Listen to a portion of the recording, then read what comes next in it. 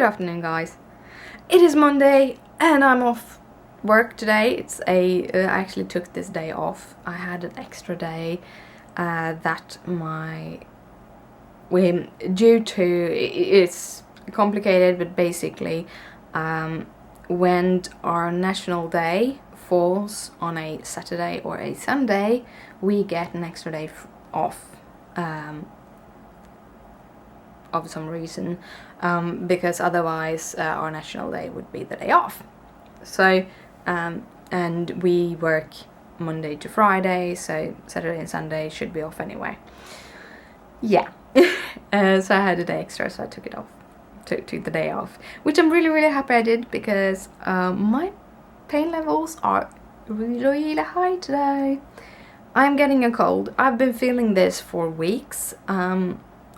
When I get colds, I don't get really bad colds. I get like these annoying colds that stay with me for months, and they are always on the limit, so my energy level drains very fast and stuff like that. And right now I have a sore throat, so I'm hoping that it will go away automatically instead of getting worse.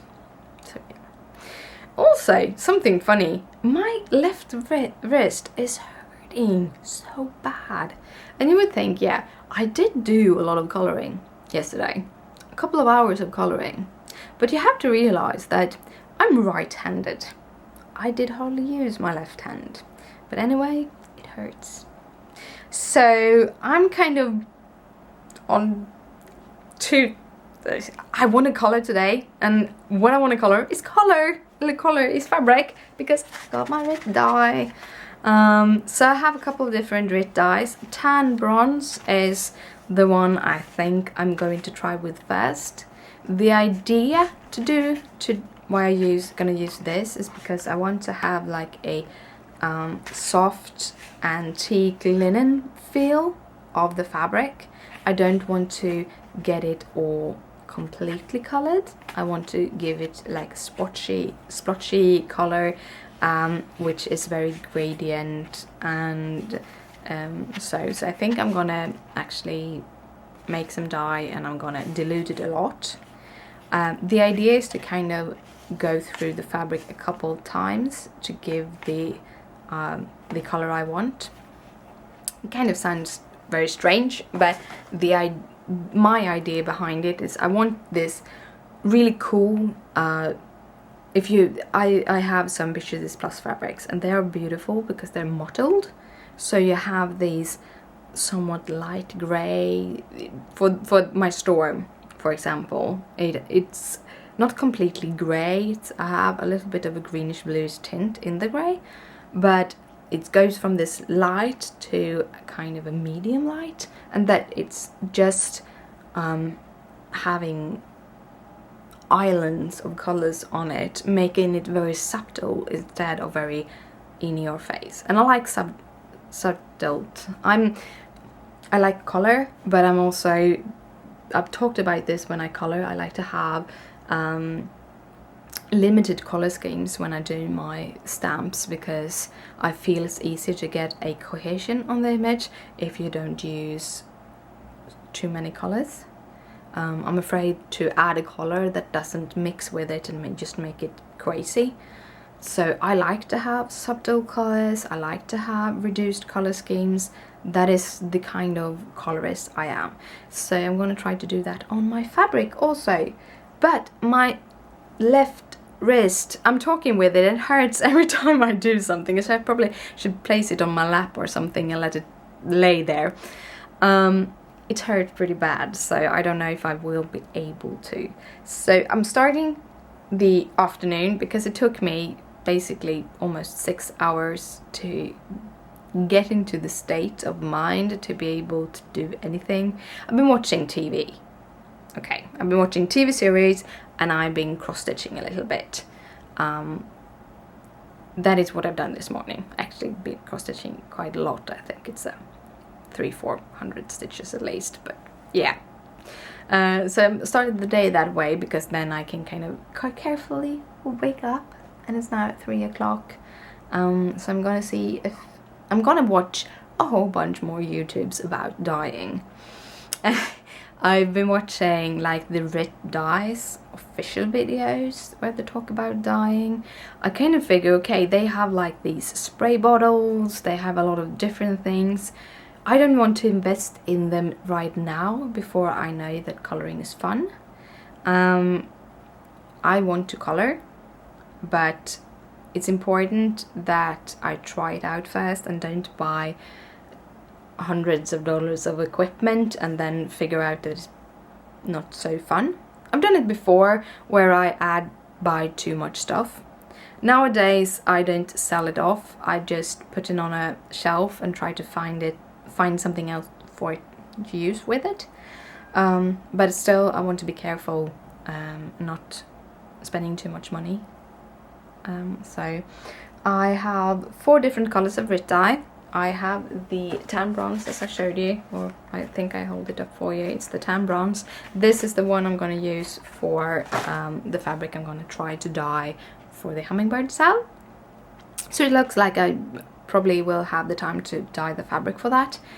But first I'm actually going to use some of my 18 count Aida.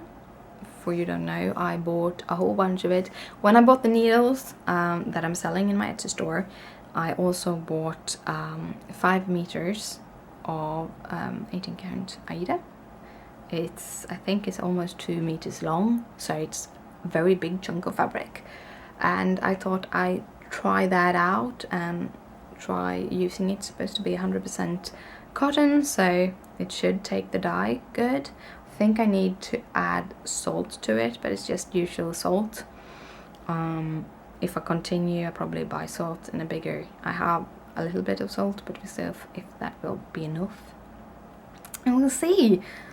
It's gonna be almost awesomely fun. I can actually give you see what the other colors are. I'm not 100% sure because I'm not 100% which I bought, but I did buy a pearl grey, so that is some kind of greyish tone. There's a feather on this. I bought teal, and this is basically, I love teal colors. Looking on what I had, I probably should have bought something a little bit greener also, but we'll see. And then I got a royal blue. So they are all a little bit muted colors. None of them are these bright in your face colors. And I think you can actually do something pretty cool by mixing them a little bit. Maybe just using them as, first of all, using them as they are, and maybe making both the very simple mottled fabric that I want to have for my black work cell, and the others, maybe add them together to make like kind of a greyish, tealish sea background. If I would do the mermaid, one of the mermaids that exists for the Mirabilia, that might be something. But I'm gonna try first on my 18 count Aida. Probably gonna use those tries to do needle minders in the future. Might actually do that, but we'll see. Now I'm gonna look at videos for tie-dye. Well guys, it is evening. It's actually pretty early in the evening, but we are actually gonna head to bed because I'm not feeling that good, Christopher's not feeling that good, and we thought maybe if we just head to bed a little bit earlier, we will have energy tomorrow. So we'll see how that will go. Of course, you know me, I am one of those persons that can't keep my fingers away, so I actually did some fabric dyeing today. It was much easier than I thought. I haven't done any ice dyeing. I will try that also. I wanted to try the kind of traditional dyeing with fabric, just to see how that would work out. And I tried it with the tan bronze color that I bought, and it turned out pretty good. I had some I have done 3 dye baths I do them very small. I have like 1.5 liter of water, and then I kind of calculated how much color I was going to use and how much salt based on the description on the package, that this is how much. Right off the bat, I actually half the amount of dye to have in, because I didn't want it to be very dark tan. And it actually turned out pretty good, except for a few things. One, the first fabric I colored, apparently I didn't scrub out the kind of tub that I used. The tub I used was one of those, if you see this over there underneath my little pile of things, I have a plastic box where I keep all my paper pads. I had a black one standing on the floor, which I had a few papers in, so I just kind of poured everything out to use it, and I didn't really wash it out thoroughly. So the first fabric actually have a couple of green and yellow spots together with some bright red or almost fuchsia pink. Hopefully I have cut off a bit. Let me see if you can see it here. I think we're gonna have it like this. This is very, I think, very true to color. I actually see it worse in real life because I don't have the best lighting here, but the camera actually does a really great job of showing this. So it's a little bit mottled, just a little bit mottled, and this is because I folded the fabric, so it has a couple of stripes and some fabric. You can't really, I'm trying to make it, you see, it's just a teeny tiny bit mottled, not much at all, but it is enough mottled because I really liked it. And then I have prepared it to make some needle minders from it because I really liked it, but due to the spots that is on the fabric, here you can see it, you have these bright pink spots. There you have a little blue also, but the bright pink spots did actually flood some places, so it is mostly this beautiful tan, but there's some spots that is more pink. Then I have this little spot, which I think is a cool beauty mark. So it was really fun to get it out, but I was a little sad about the pink spots, and that it actually, the pink, when I washed it out, one of the pinks actually spread. So I can't really do a bigger piece from this fabric. Instead I'm going to do needle minders from it. So I took a second strip of this kind of fabric. This is 18 count Aida. I bought a whole bunch of it, so that is what I'm playing with, and I'm going to try to use everything in some way. But I did take another one, and I actually halved the color again. So this fabric that I showed you is half the color, the dye. So with all the calculations for this specific fabric, I used about 2 grams of powdered dye. With the second one, I used about 1 gram of powdered dye. I think when I do these small, I might actually be easier to use the bottled dye, which is with water in it. But as I originally thought I would do, more like ice dyeing, I bought the powder. But I think I'm going to use both of them and see if I can get the same effects that I'm getting with the powder with the water dye. But it's really, really fun. But I have done 2 more batches. They are actually drying at the moment. This fabric I first let hang dry a little while, and then I ironed it. But the other 2, it's actually really, really easy to do this. You boil water and then you just do it in a bucket. But I kind of chose to do it differently, so those other 2 fabrics are much more mottled. I am going to try out doing them. The mottle comes from not stirring after you have put the fabric in. So you put the fabric in, you push it down really thoroughly, This fabric that I have, I actually stirred for a couple of times, so it's less mottled, while the other fabrics I just kind of bunched them down there and pushed around them, so I got a much more mottled effect. I'm gonna try, if I'm continuing doing this, which I think I'm gonna do because it was so much fun, I'm gonna record some kind of video on how I dye my fabric, but it means also that I have to clean my kitchen, so yeah, it might take a while. It's kind of messy everywhere right now. But yeah, so I've done some fabric coloring today, which was really, really fun. Yeah, the third, these splotches, the pink splotches, is actually when the powdered dye hasn't really may become salt in the liquid as it's supposed to be. I'm losing words again. But yeah, so you actually mix the powder together with a smaller amount of water before you pour it into the bigger amount of water, and then after stirring that, you put into the fabric.